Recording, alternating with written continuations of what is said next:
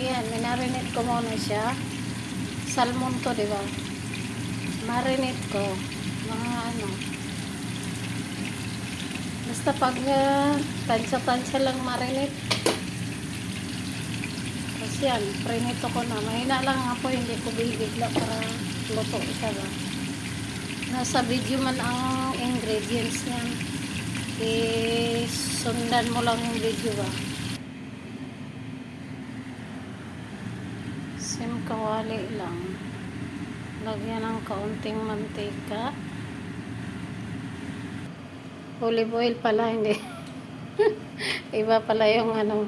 Basta lagyan ng olive oil. Ano ba yan? Mahina lang dapat ang apoy para hindi siya sunog ba. Kasi magsunog siya pag malakas ang apoy. Tapos ihulog mo na ang bawang. Isa-isahin ng kaunti.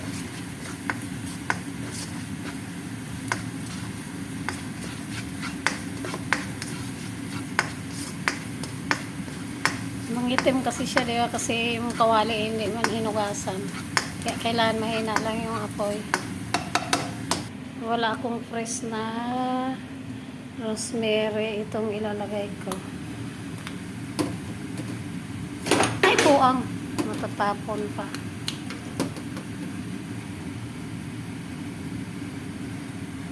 Lagyan natin. Konti. Halo-halo eh.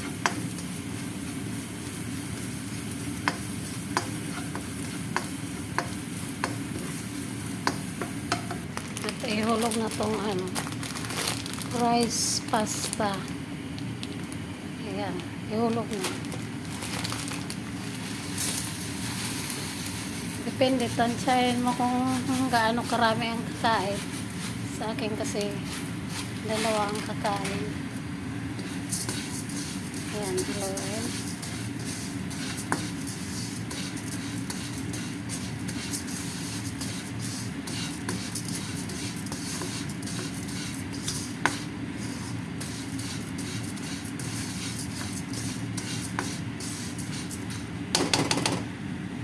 Lagyan ng cubes.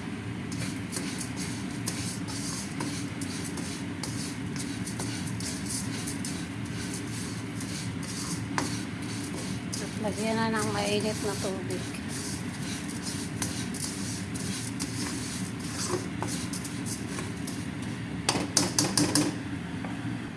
Mainit na tubig lang ilalagay para maluto na siya ba. Tinatansya ko rin naman ang tubig nito eh. Na hindi hilaw yung bigas.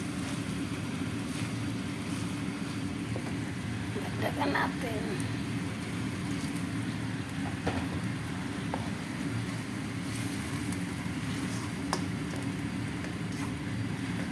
Tapos tatakpan.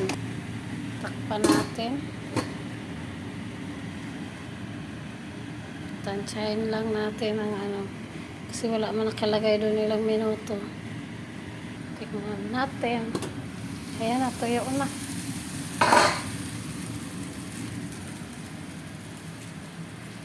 Ilagay na natin ang butter. Ay, nahulog lahat. Tama na siguro. Ayan.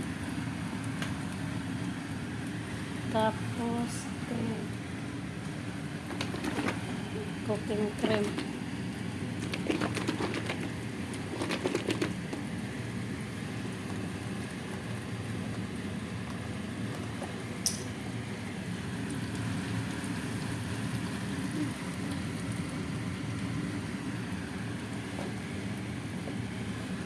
Tapos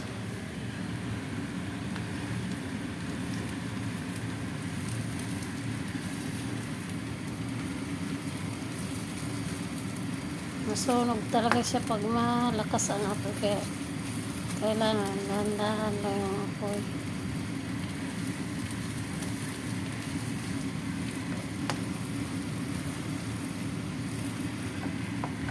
Dagdagan pa natin.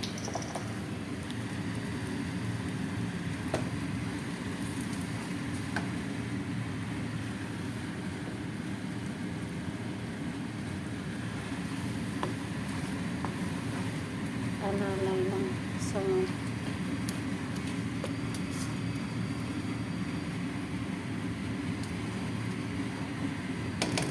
lagyan natin ng flex. Ito. Kaunti lang kasi maanghang yan eh.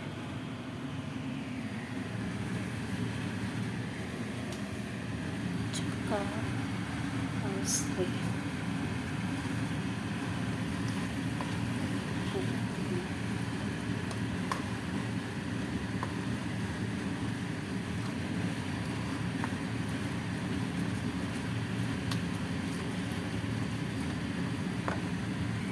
Lagyan mo palang paminta at asin. Nahuli na.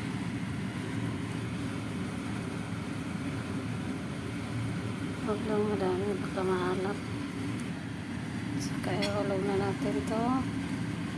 Dalawa lang to, tig-isa lang sila na. Dalawa lang silang kakain. Ayan. Hulog na natin. Tapos, bigyan natin ng lemon. Ay, yung ano pa pala, yung cheese. Diba mo? Limot ko yung cheese ilagay. Teka lang. Ay, naku, nasira na. Oh my God. Ayan.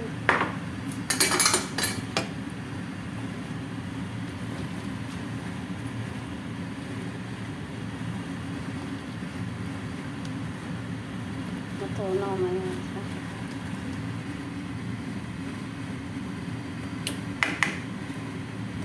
Nakalimutan ko yung cheese. Ay, palpak. Palpak ang video. Ay, sorry.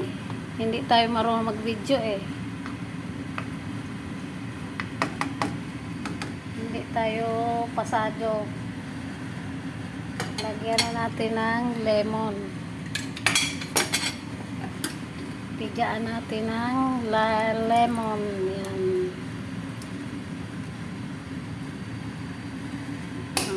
Tapos, takpan uli.